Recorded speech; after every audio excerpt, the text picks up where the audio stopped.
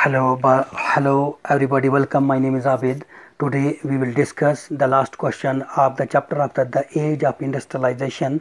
So guys, you know that this question is the 10th NCERT textbook, page number 102. So guys, your question is here that question number 3, why did, ये है guys यहाँ पे, why did industrial production in India increase during the first world war. So guys Hindustan में जो पैदावार फैक्ट्रियों वगैरह से की गई, जो सनत से की गई थी, वो ड्यूरिंग द फर्स्ट वर्ल्ड वार, पहली आलमगीर जंग के दौरान में किस तरह से हमारा प्रोडक्शन जो हम फैक्ट्रीज में कर रहे थे, इंडस्ट्रीज में कर रहे थे, सनतकारी में कर रहे थे। So guys India witnessed increase industrial production during the first world war due to the following reason. बहुत सारी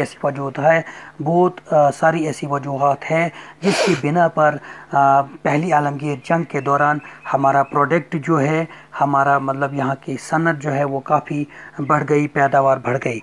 सो British industries become busy in producing and supplying war needs. So आपने देखा गाइज कि यहाँ पे जो था ब्रिटिश गवर्नमेंट का रूल था, तो वो guys during the first world war वो बिजी थे मतलब हथियार वगैरह बनाने में। Hence they stopped exporting British goods और close of colonial markets and guys फॉरेनस्टान इन इंडिया। सो गाइज वो हिंदुस्तान पे हुकूमत कर रहे थे। क्या सवाल है आपका कि पहली आलमगीर जंग के दौरान हिंदुस्तान में सन्नतकारी की पैदावार कैसे क्यों बढ़ गई? बंदा बाबा फकीर को गया जाके कहने लगा कि बाबा जी पड़ा तो ब्रिटिश गवर्नमेंट था वो बिजी हो गया हथियार वगैरह बनाने में, और इसकी वजह से यहाँ की जो इंडस्ट्रियल प्रोडक्शन था बना। उसके बाद दूसरा है यहाँ पे it was a good opportunity for Indian markets with their production, therefore industrial production in India increase। तो इसकी वजह से भी गाइज आपने देखा कि ये एक बहुत बड़ा अहम वाक़ा था, एक बहुत बड़ा मौका था हिंदुस्तान के इंडस्ट्रीज़ के लिए कि उसने क्या देखा कि उसकी मार्केटिंग जो थी वो बिल्कुल खाली पड़ी हुई थी तो उसके प्रोडक्ट से। लेकिन therefore उस दौरान during the first world war British busy हो गए, तो यहाँ की जो फैक्ट्रीज थी, इंडस्ट्रीज थी, और वो जो है वो इंक्रीज, उसका प्रोडक्शन जो है, उसकी पैदावार जो है, उसकी गुड्स जो है मार्केट्स में इंक्रीज हो गई। उसके बाद also the British colonial government asked Indian factories to supply the war needs like jute, bags, cloth और army uniform, tents and leather boots, horse and mule and sandal. तो guys यहाँ पे आपने देखा कि इसके अलावा ब्रिटिश गवर्नमेंट ने जो यहाँ की फैक्ट्रीज की, इंडस्ट्रीज की, यहाँ की हिंदुस्तान की, उनको कहा कि आप हमें सप्लाई करें जो भी जंगी सामान होता है, जैसे बैग से, क्लाउथ से, ये चीज़ें भी आप हथियार दे सकते हैं, यूनिफॉर्म बना सकते हैं, जो आर्मी की जरूरत होता है फौजी के लिए, वो चीज़ें आप बनाकर दे दीजिए। उसके बाद the increase demands of variety of products lead to the setting up of new factories and all were increase their production. और उसके बाद ये भी होगा and many new workers were employed in every need to be the worker hours। और so guys हमने ये question जो है, क्वेश्चन नंबर आपका 4 जो था, ये था why did industrial production in India increase during the first world वार। पहली आलमगीर जंग के दौरान में हिंदुस्तान का प्रोडक्शन, हिंदुस्तान की सन्नतकारी कैसे बढ़ गई और यहाँ की चीज़ें कैसे बढ़ गई। पहला रीज़न हमने ये पढ़ा गाइज कि ब्रिटिश गवर्नमेंट जो थी वो बिजी हो गई हथियार बनाने में, जो जंग में इस्तेमाल होते थे। तो ये एक अहम अपॉर्चुनिटी हिंदुस्तान की फैक्ट्री और इंडस्ट्रीज़ को मिल गई और वो यहाँ से चीज़ें बनाने लगे। हिंदुस्तान की जो चीज़ें थी उन चीज़ों को उन्होंने, चाहे कपड़े हैं, चाहे कोई भी चीज़ है, उसके अलावा ब्रिटिश गवर्नमेंट ने भी उन्होंने कहा जो भी ज़रूरी लवाजमात जंग के होते हैं, जैसे बैग्स हैं, क्लाउथ्स हैं, यूनिफॉर्म है, बूट्स हैं, शूज़ हैं, वगैरह वगैरह हैं, गाइस आप ये चीज़ें बना लीजिए। और उसके बाद जो है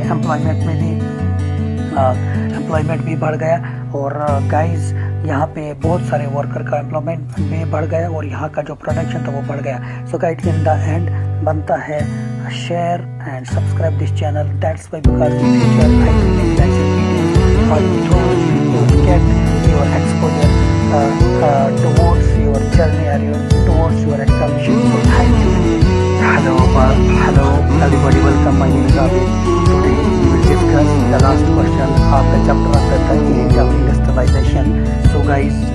now that this question is the 10th NCERT textbook page number 102. So guys, your question is here that question number 3, why did, ये है गाइस यहाँ पे, why did industrial production in India increase during the first world war. So guys, Hindustan में जो पैदावार factory वगैरह से की जाए, जो सनत से की गई थी, वो during the first world war, पहली आलमगीर जंग के दौरान में किस तरह से हमारा प्रोडक्शन जो हम फैक्ट्रीज में कर रहे थे, इंडस्ट्रीज में कर रहे थे, सनतकारी में कर रहे थे। So guys, India witnessed increased industrial production during the First World War due to the following reason. बहुत सारी ऐसी वजूहात है जिसकी बिना पर पहली आलमगीर जंग के दौरान हमारा प्रोडक्ट जो है, हमारा मतलब यहाँ की सनत जो है वो काफ़ी बढ़ गई, पैदावार बढ़ गई। So British industries become busy in producing and supplying war needs. तो आपने देखा गाइस कि यहाँ पे जो था ब्रिटिश गवर्नमेंट का रूल था, तो वो guys during the first world war वो बिजी थे मतलब हथियार वगैरह बनाने में। Hence they stopped exporting British goods और close of colonial markets and guys foreign स्टान इन इंडिया। सो गाइज, वो हिंदुस्तान पे हुकूमत कर रहे थे। क्या सवाल है आपका कि पहली आलमगीर जंग के दौरान हिंदुस्तान में सन्नतकारी की पैदावार कैसे क्यों बढ़ गई? तो पहला रीज़न, हमने इसकी बहुत सारी वजूहत हैं। सबसे पहला हमने पढ़ा, जो ब्रिटिश गवर्नमेंट था वो बिज़ी हो गया हथियार वगैरह बनाने में, और इसकी वजह से यहाँ की मार्केट, यहाँ की जो इंडस्ट्रियल प्रोडक्शन था वो जो है हिंदुस्तान ने ज़्यादा बनाया। उसके बाद दूसरा है यहाँ पे,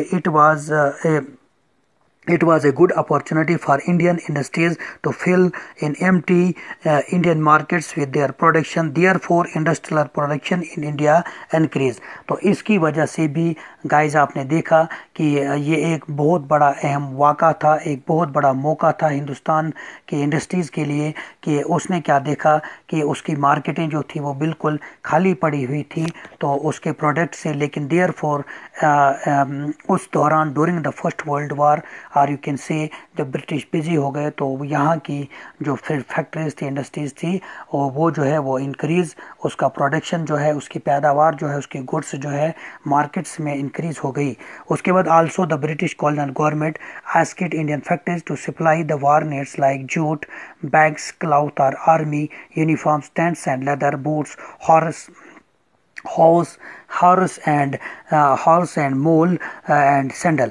सो गाइज, यहाँ पे आपने देखा कि इसके अलावा ब्रिटिश गवर्नमेंट ने जो यहाँ की फैक्ट्रीज थी, इंडस्ट्रीज थी यहाँ की हिंदुस्तान की, उनको कहा कि आप हमें से सप्लाई करें जो भी जंगी सामान होता है, जैसे बैग्स हैं, क्लाउथ्स हैं, ये चीज़ें भी आप टेंट दे सकते हैं, यूनिफॉर्म बना सकते हैं, जो आर्मी के लिए ज़रूरत होता है, एक फौजी के लिए, वो चीज़ें आप बनाकर दे दीजिए। उसके बाद the increase demands of variety of products lead to the setting up of a new factories and old ones increase their production. और उसके बाद ये भी हो गए, और many new workers were employed and every made to be the worker hours. और so guys हमने ये क्वेश्चन जो है, क्वेश्चन नंबर आपका 4 जो था, ये था why did industrial production in India increase during the first world war. पहली आलमगीर जंग के दौरान में हिंदुस्तान का प्रोडक्शन, हिंदुस्तान की सन्नतकारी कैसे बढ़ गई और यहाँ की चीज़ें कैसे बढ़ गई। पहला रीज़न हमने ये पढ़ा गाइज कि ब्रिटिश गवर्नमेंट जो थी वो बिज़ी हो गई हथियार बनाने में लिए, जो जंग में इस्तेमाल होते थे। तो ये एक अहम अपॉर्चुनिटी हिंदुस्तान की फैक्ट्रीज और इंडस्ट्रीज को मिल गई, और वो यहाँ से चीज़ें बनाने लगे। हिंदुस्तान की जो चीज़ें थी उन चीज़ों को उन्होंने, चाहे कपड़े हैं, चाहे कोई भी चीज़ है, उसके अलावा ब्रिटिश गवर्नमेंट ने भी उन्होंने कहा कि जो भी ज़रूरी लवाजमात जंग के लिए होते हैं, जैसे बैग्स हैं, क्लाउथ्स हैं, यूनिफॉर्म है, बूट्स हैं, शूज़ हैं, वगैरह वगैरह हैं, गाइज आप ये चीज़ें बना लीजिए। और उसके बाद जो है एम्प्लॉयमेंट भी बढ़ गया, और गाइज यहाँ पे बहुत सारे वर्कर का एम्प्लॉयमेंट भी बढ़ गया, और यहाँ का जो प्रोडक्शन था वो बढ़ गया। So guys, in the end बनता है share and subscribe this channel. That's why, because in future I will make like such videos for you, through which you will get your exposure towards your journey or towards your examination. So thank you very much.